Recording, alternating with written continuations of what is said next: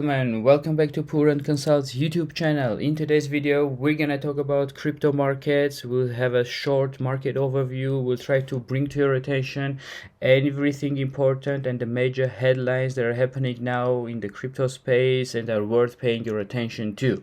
So if you're interested in it, please make yourself comfortable, grab some tea, coffee, and without losing time, let's jump right onto it.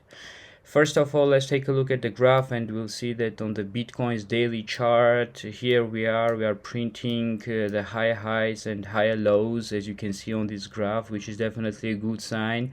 We started this relief rally, so-called, I would say from mid-July, when the Fed printed, not the CPI numbers came out, and then the decision from Jerome Powell to hike the rates was as much as anticipated by retailers and the professional traders. So these really served as a starting point of this relief rally that we're starting to go up, and nowadays currently are trading at around 23,000.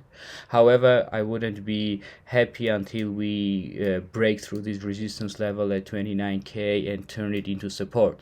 Until it has happened, this has nothing to do, and if we zoom out on the bigger picture, you will see that nothing really that important is happening now. We are just here, we are still in the sandbox and haven't get out of it yet. Again, we need to turn this resistance level into support, and taking into account the recent events that have happened in the macrosphere, in the macroeconomics, in the world, I won't be that optimistic about it, because you know that technically, as people after changing 20 times the definition of the word recession in Wikipedia, and it was really altered around 20 times within a day. So after the data came out and we saw the second consecutive month the negative GDP in the US economy, people were wondering whether they were already in a recession or not, and it turns out that we are still technically not in a recession, as people say. And another major figure that came out was about unemployment, telling that the unemployment rate is not soaring at all. We are not, people are not trying, I mean, people are not left without jobs nowadays. The unemployment rate is not high, so everything is good, and we are not in a recession. And this is officially the position of the government, and if it is so, then I won't be that optimistic. Why, you would ask me? Because in that case, it does really still give some space for Fed and its governor to continue raising the interest rates and continue its contractionary monetary policy by taking the money out of the circulation, as for fighting the inflation, because you know that the target inflation rate of 2% and the current inflation is way above it. So it does really give some more space for the central banks to tighten more the monetary policy, increase the rates even higher when they come back from holidays in September. If the situation doesn't change, then the possible rate hikes will worsen the situation. And because we are not in a recession and unemployment is not a problem at all now, then why not? We can just continue to hike rates and try to bring the inflation down, because that's the most important target of Fed, as on the papers, right, said. So in that case, we can just easily go down and retest the previous support at 17.5k. Just keep it in mind. Don't get very optimistic with this relief rally.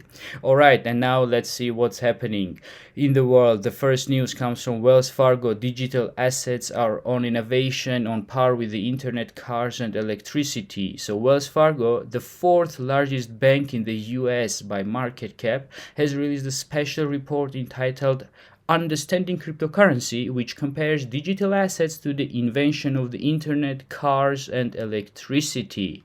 And what's important in here is that, interestingly, Wells Fargo identified an important trend in the crypto industry of focusing on technology instead of big picture. The user experience within crypto and Web3 is notoriously poor, with overcomplicated dApps and wallet management. New users face an exceptionally high entry barrier. Seed phrases, passphrases, tokens, blockchain, and token transfers are all utterly alien to newcomers. Wells Fargo stated that its special report series on crypto aims to make sure newcomers see the big picture concepts before being buried in detail. It cannot be understated how important this is for the advancement of crypto and Web3. And me personally, I do really agree with them, and that's why the PoorConsult is here to help you guys, to help the next gen to get on board of this crypto boat, because it does really sometimes may seem very complicated, especially for the people who have never ever come across cryptocurrencies. Those terms are really strange for them and new for them. Then everything about passphrases, tokens, blockchain, all these security measures are really difficult for them to understand at first, and unless explained in an easy and straight, smooth terms as PoorConsult here does, it's really difficult for the people to get on board. So that's why it's a huge barrier. That's why PoorConsult is here to help you guys. And talking about difficulties in crypto, here comes the next news saying that Hong Kong investors lost around 50 million from crypto scams. And why are they getting scammed? Why are those people getting scammed? Because it's difficult for them to understand what's crypto and how are they required to get their crypto holdings like secure. What measures should they take to secure their crypto assets? What they should do and what should they never do, and that's why the scammers are taking advantage of them. Here we go.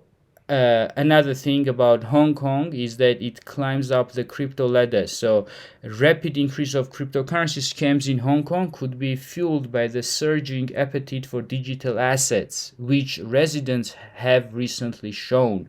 A survey conducted last month revealed that the Special Administrative Region of China, SAR, is the most crypto-ready country globally. Country? Well, I do see a contradiction here. So is it a country or Special Administrative Region? Guys, let's continue calling it the Special Administrative Region, I guess, right? I don't know who the source is here is, but there's not okay. We're not getting into this kind of stuff. Let's continue. The first spot was a result of a combination of numerous factors, including the friendly government stance toward the industry, the number of cryptocurrency ATMs, and the interest in the sector per capita. So these three factors, they combine them to see whether the country is crypto friendly or the crypto adoption in the country is at a high level or low level. All right, so these are the metrics that the people take into account, and based on it, the world's leading economy, the US, ranked second, while the Europe's financial hub, so-called financial hub Switzerland, followed in the third place. All right, so it's Hong Kong, and then we go to US and Switzerland. All right, let's continue to the next news. Here we have the Glassnode data showing us who sold enormous volumes of Bitcoin in the recent months that led to this dip. Yeah, you see this dip that we have from around I won't say 68 with all-time high, but the recent dip that started from 47k up to 17k. So let's see who has been selling. And the most important from this news is this part saying that according to Glassnode, those who still own coins from 2017 and 2021 cycle or earlier are mostly retaining their holdings, in contrast to those who bought coins at the 2021-22 market tops. So what it means that Bitcoin holders from earlier cycles are not moving their coins. Maybe they know, because I do think they are in the crypto, they bought crypto because maybe if not back then, but now they do understand the real purpose and the value of cryptocurrencies and Bitcoin in particular, and that's why they are not selling it. However, those that have FOMO'd in the previous market cycle, I mean the bull market top, right around here, yeah, whoever bought in here, then they just FOMO'd in thinking that Bitcoin is going to millions right away in in a straight line, and now they're just panic selling them without actually taking into account the real value of crypto and blockchain technologies. All right, and let's go on. We see what's happening in the world. Guys, take a look at here in Argentina.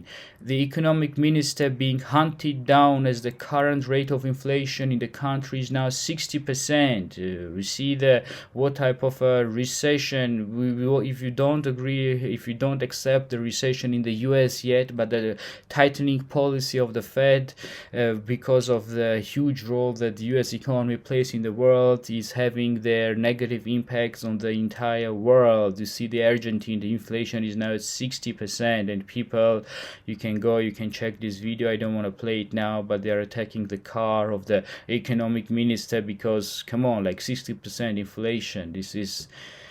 This is robbery, I would say. Let's continue. The next news coming from, let's take a look at this chart. This is the US dollar chart, and we have seen this rally starting from May, that the US dollar was getting appreciated compared to other currencies, the exchange rate. And now the question is, has the dollar rally finished? Parabolic rise looks pretty well broke for the DXY. Good news for Bitcoin. Well, it might be broke, it might be not broke yet. The parabolic run is definitely broken, but it's still at the support level. And the thing is that the stronger the US dollar gets, the more negative effects and impacts it has on the Bitcoin price. At least so far it has been that way. So people are kind of hoping that if the dollar gets a little bit depreciated, devaluated, it must help for Bitcoin to go up. But guys, the most important, you need to look through and understand the reason of why is dollar getting appreciated or depreciated. And if it's just in our case, it's not definitely happening because of the growing interest of US dollar in the economy, even though the wars and the conflicts do kind of spike the demand for US dollar. The most recent events have shown that some countries are even getting rid of US dollar and starting to trade in their local currencies, and saying that China, Russia, Turkey, yeah. So nowadays we need to focus and understand why is the US dollar was getting appreciated, and mostly that's because, as I think, is from the rate hikes. The tightening monetary policy does really impact, and the US dollar denominated the deposit instruments are becoming more attractive for investors, and people are rushing into USD to keep their money in, and that's why the US dollar was getting appreciated. But if the Fed starts to change the monetary policy, then everything else might be changed as well. And we have other new video coming about monetary policy and about macroeconomics in the upcoming days, so definitely keep your eye on it. All right, and then we come in here and we see Ethereum. What we have here, take a look at this chart. We have over 10.9% of all circulating Ethereum is now in the ETH 2.0 deposit contract. So at current prices, that's over 21 billion committed to securing Ethereum through staking. So this Ethereum 2.0, the merge that's gonna come on soon in September most probably. So we have, take a look at this much of money, over 10% of its supply is now staked in the different pools and the different assets to secure the network. This is huge, guys. This is enormous amount of cash, I would say.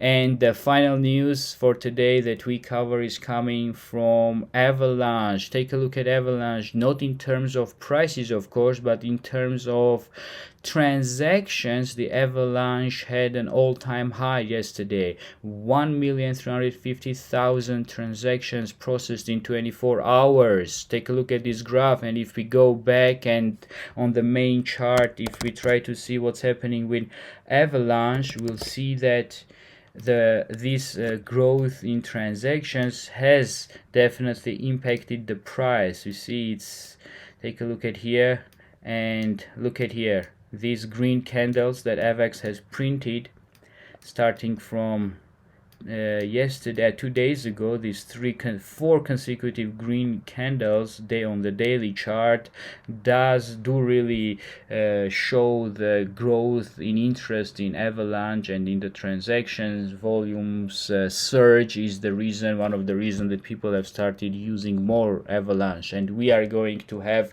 another video covering Avalanche separately and talking about these projects. So if you are not aware about it and would like to know, just please get subscribed to this channel so as you won't miss any other videos, and yes, follow the channel to be in the loop, as I would say. So if you guys like the video, that's all I would like to talk about today. If you like the video, if you enjoyed it, please give the video a thumbs up. It really helps, and have a nice day. See you all next time. Goodbye.